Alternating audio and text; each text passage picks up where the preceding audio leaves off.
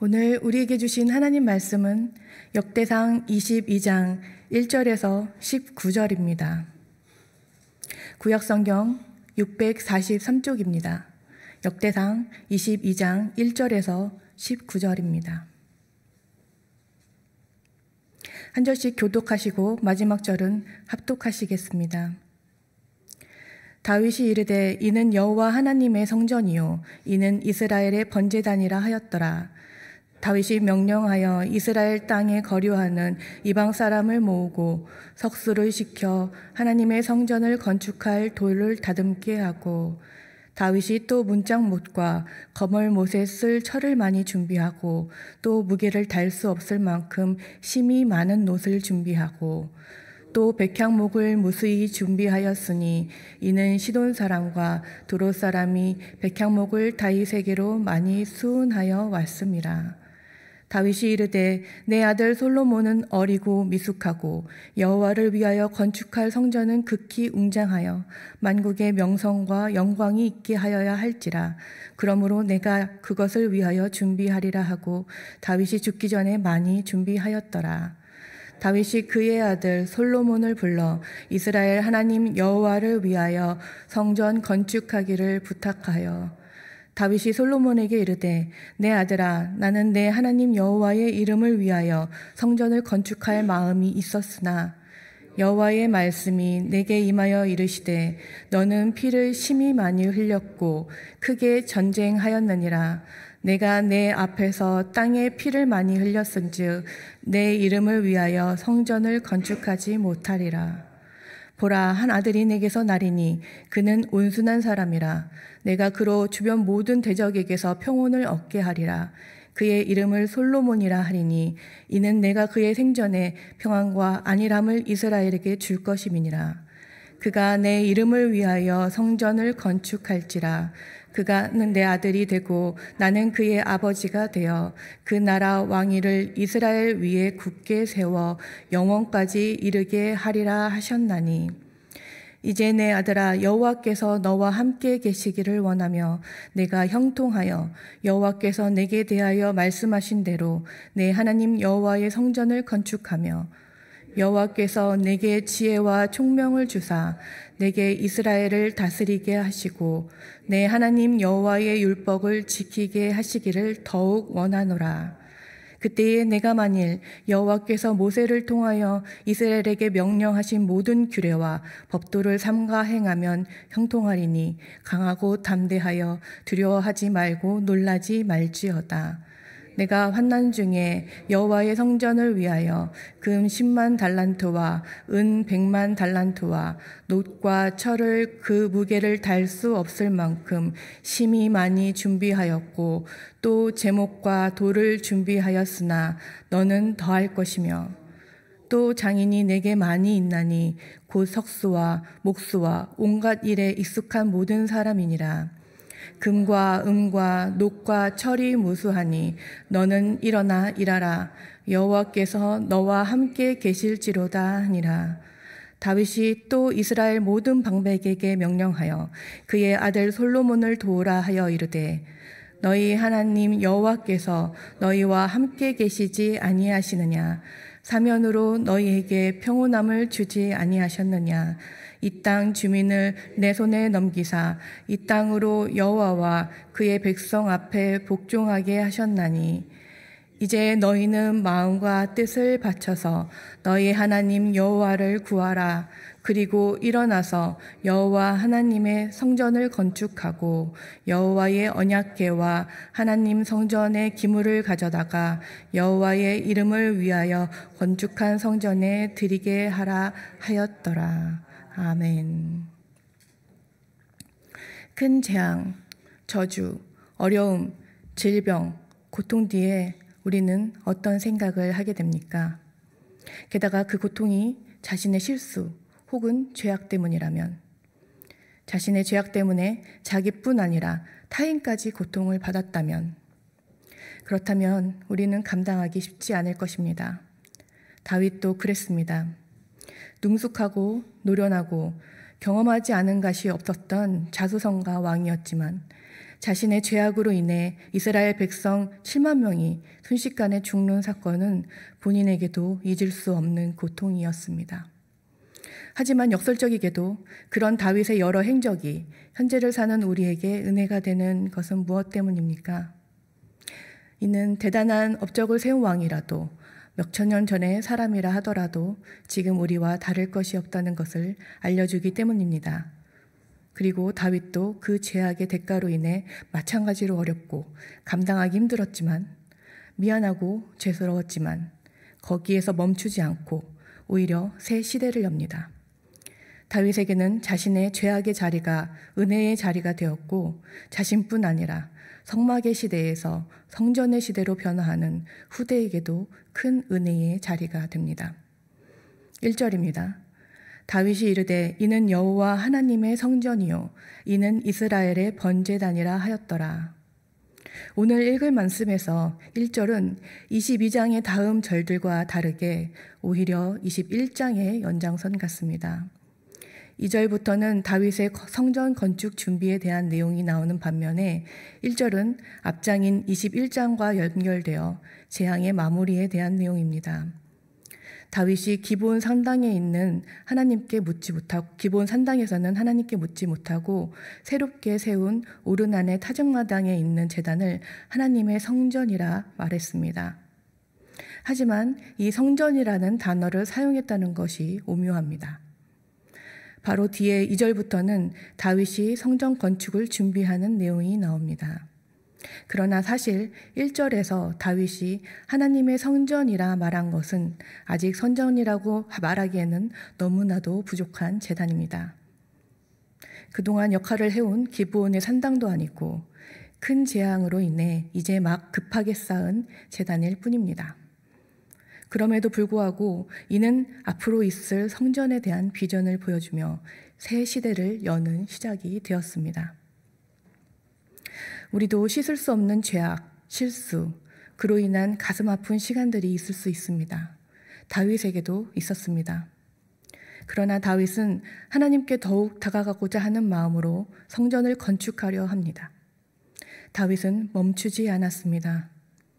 이런 다윗을 보면 상처에 대한 우리의 자세를 돌아볼 필요가 있습니다. 상처는 분명 아프지만 아프다고 그대로 둔다면 영원히 아물지 않을 수도 있습니다. 상담학에서 트라우마를 극복하는 방법으로 노출 치료라는 것이 있습니다. 트라우마를 주었던 기억의 상황에 오히려 노출하여 다른 좋은 기억을 덧씌우는 방법입니다.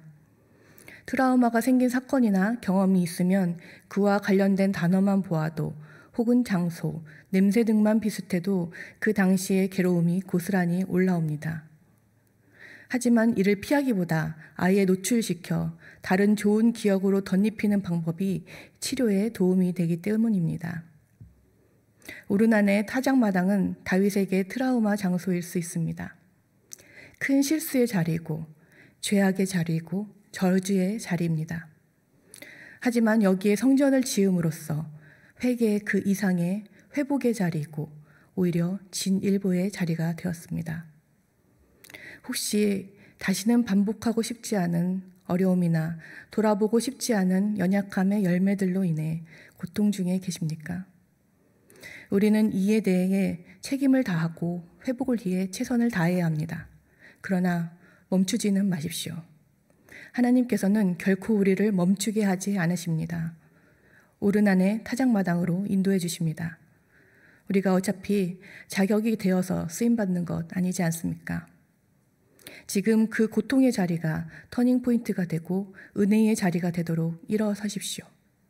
내 인생이 나의 것이 아니라 하나님의 것이기 때문에 우리의 약함은 오히려 하나님의 강함이 되십니다. 5절입니다.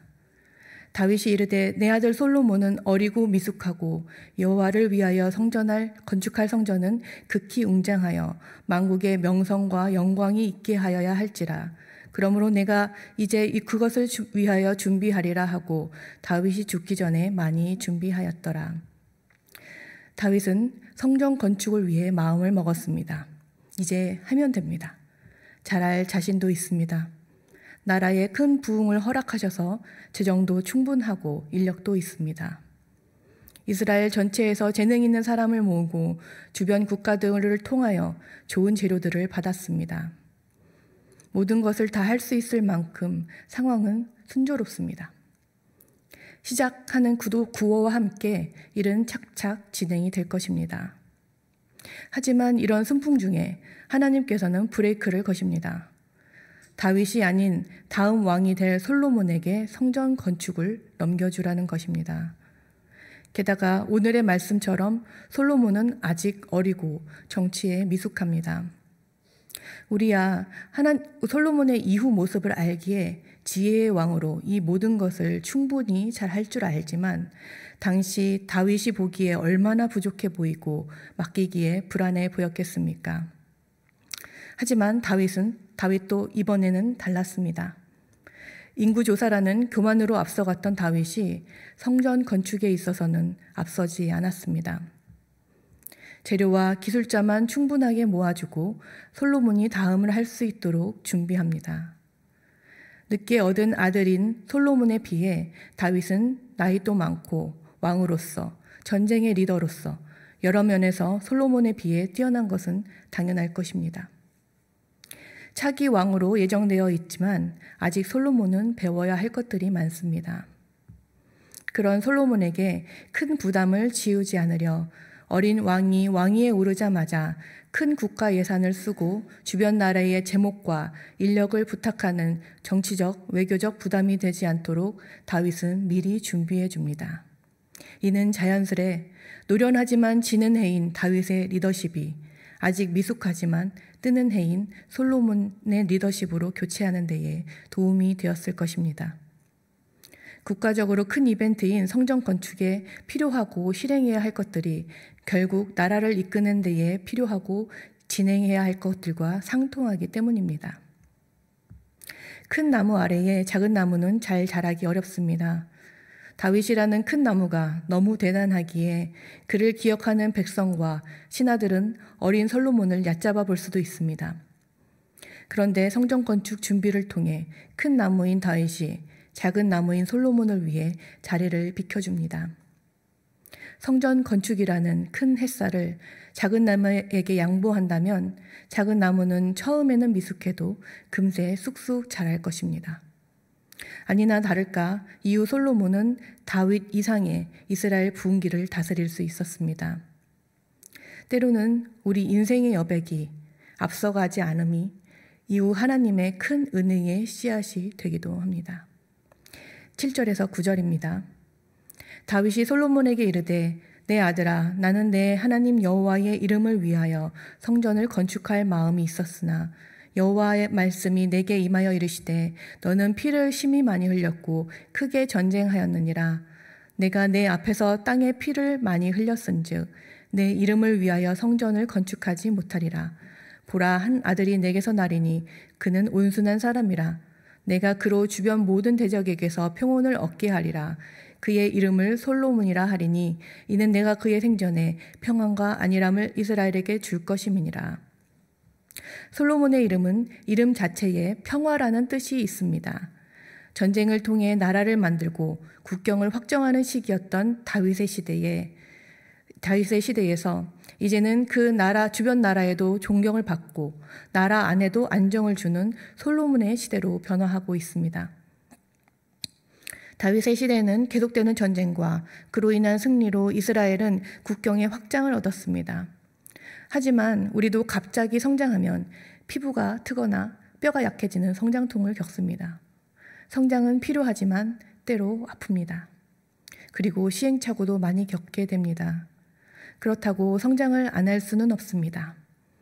성장해야 할 때에 성장을 안 하는 것은 곧 죽음을 의미합니다. 그러나 성장이 어느 정도 이루어지면 그 내실을 채워야 하는 완숙기도 필요합니다. 성장으로 외연을 확장했다면 이제 그 안을 튼튼하게 채워야 하는 것입니다. 실제로 솔로몬의 시대는 국경뿐 아니라 문화, 경제적으로도 변형하여 주변국의 존경과 부러움을 샀습니다. 하나님께서 다윗을 통하여 이루신 것과 솔로몬을 통하여 이루신 것이 이렇듯 다릅니다. 다윗은 나라를 확장했지만 그로 인해 전쟁을 많이 했고 솔로몬은 내실을 키우며 평화를 가져왔습니다. 이 둘 모두 하나님께 크게 쓰임받았다고 할 수 있습니다. 다윗이 성전을 건축하지 못했다고 섭섭할 것이 전혀 없는 것입니다. 16절입니다.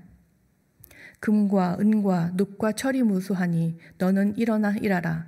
여호와께서 너와 함께 계실지로다 하니라. 오늘 다윗은 차기 왕인 솔로몬에게 이스라엘을 다스리고 특히 성전 건축에 대한 당부를 합니다. 그러나 그것만 있는 것은 아닙니다. 다윗은 당부하며 중간중간에 넣는 말이 있습니다. 그것은 하나님께서 함께 하시기를 원한다는 말입니다. 다윗은 잘 알고 있습니다. 다윗처럼 나라를 크게 만들든 솔로몬이 나라를 안정적으로 만들고 성전을 크고 화려하게 건축하든 하나님과 함께하지 않으면 아무 소용이 없다는 것을 말입니다.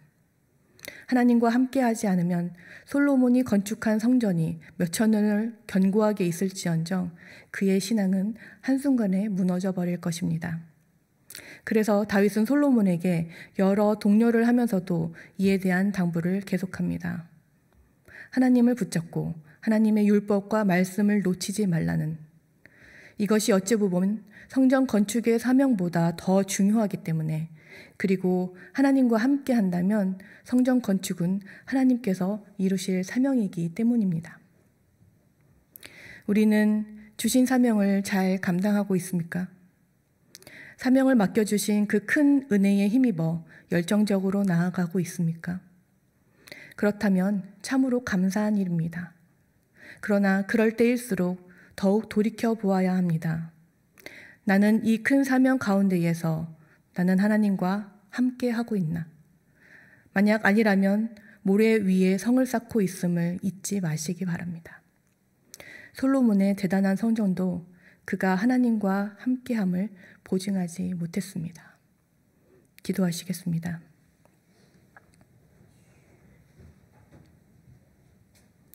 하나님 아버지, 다윗의 죄악과 저주의 자리가 성전의 자리요, 하나님과 깊게 만나는 자리가 되었습니다. 우리 인생이 우리의 것이 아닌 하나님의 것이기에 우리가 때로 실수하고 죄를 짓지만, 그리고 그 결과는 혹독하지만 또한 다시 앞으로 나아갈 수 있는 기회와 힘을 주십시오. 우리의 인생을 온전히 주님께 맡기오니 주님 긍휼히 여겨주시고 우리를 놓지 마시고 일으켜 주시옵소서. 화려한 왕궁을 짓든 성전을 짓든 우리의 기쁨은 하나님과 함께함에 있습니다. 그 기쁨을 누리려 창문을 열 때 하나님의 햇살이 우리의 죄책감과 비교의식과 우월감을 녹여주십시오. 예수님의 이름으로 기도드립니다. 아멘.